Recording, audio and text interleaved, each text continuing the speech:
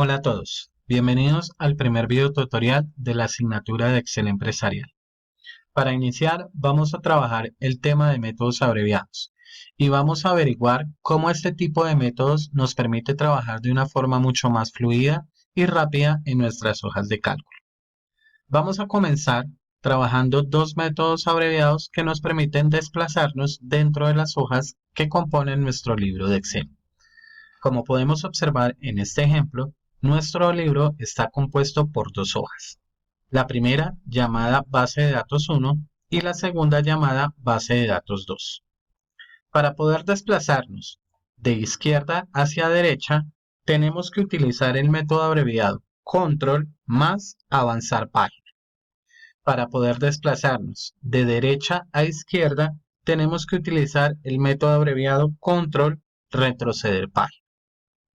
También, a través de los métodos abreviados, podemos realizar selección de algún rango de celdas que necesitemos en nuestra tabla. Por ejemplo, si quisiéramos seleccionar todo el rango de celdas que componen nuestra tabla, podemos hacerlo a través del comando control más E. Si quisiéramos seleccionar una fila, en este caso la fila 10, tendríamos que utilizar el comando control shift flecha del cursor hacia la derecha. Si nos encontráramos al final de la fila, es decir, en la celda I10, tendríamos que utilizar el comando de la siguiente manera: control shift flecha del cursor hacia la izquierda. Para seleccionar columnas, vamos a ubicarnos al inicio o al final. En este caso, me voy a ubicar al inicio de la columna G. Y vamos a ejecutar el comando control shift flecha del cursor hacia abajo. Si me encontrara al final de la columna, tendría que ejecutar el comando control shift flecha del cursor hacia arriba. También, a través de métodos abreviados, podemos agregar formato de tabla. Como podemos observar en nuestro ejemplo, solamente están relacionados los registros de la tabla, mas sin embargo, no tenemos ningún tipo de formato. Para realizar esta tarea, debemos hacer lo siguiente. Primero, seleccionamos toda la tabla. Lo vamos a hacer a través del comando control más E.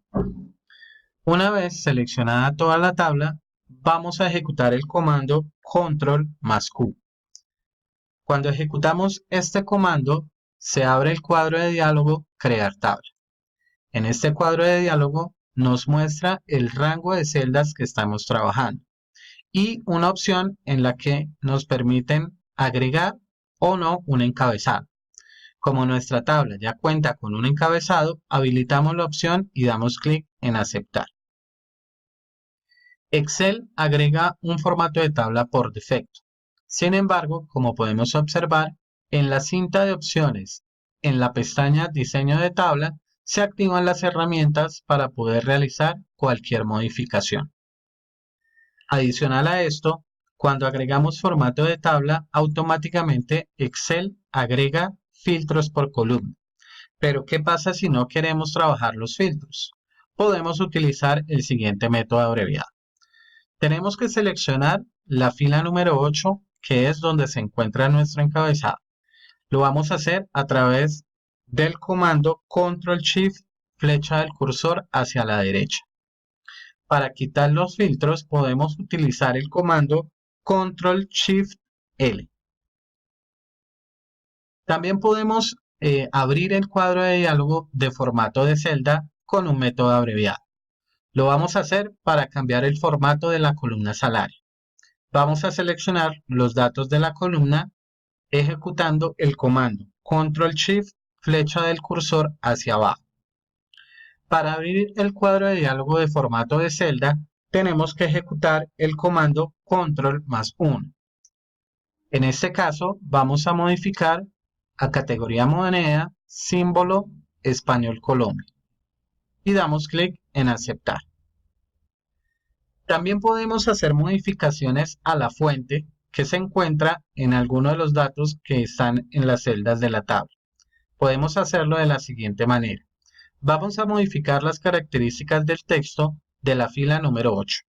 La seleccionamos con el comando control shift flecha del cursor hacia la izquierda. y vamos a ejecutar el comando Control Shift F.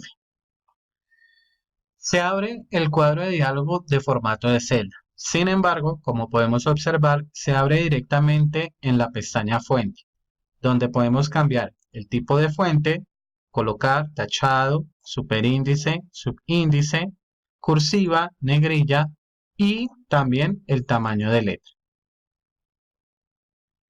A través de métodos abreviados podemos trabajar también en cuanto a la fuente, tres métodos que ya son muy conocidos, como lo son Control N, Control K y Control S.